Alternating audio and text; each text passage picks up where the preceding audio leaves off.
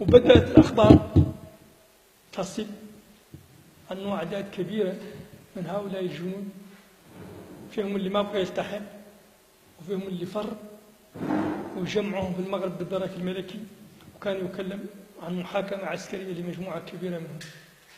وهذا معقول ومنطقي تماما.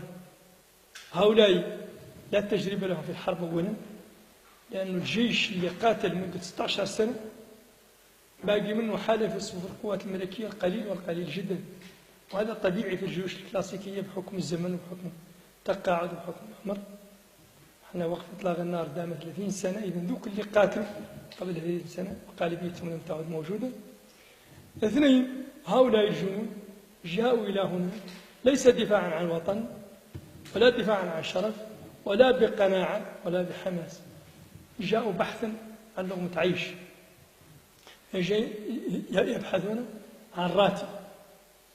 وبالتالي هناك الظروف القاسية والشديدة في الصحراء، هذا الخط الدفاعي اللي يشوفوا فيه ما فيه مدن، ما فيه مداشر، ما فيه أسواق، ما فيه ترفيه، عبارة عن صحاري قاحلة، ناس دافنوا رؤوسها في الرمال، ما عنده وين تروح، كلها في حفرة موجود ينتظر.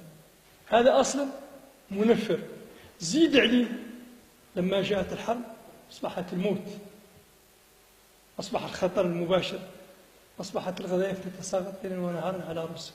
إذن عاملهم موضوعهم النفسي وموضوعهم المعنوي حقيقة هم في وضع لا يحسدون عليه.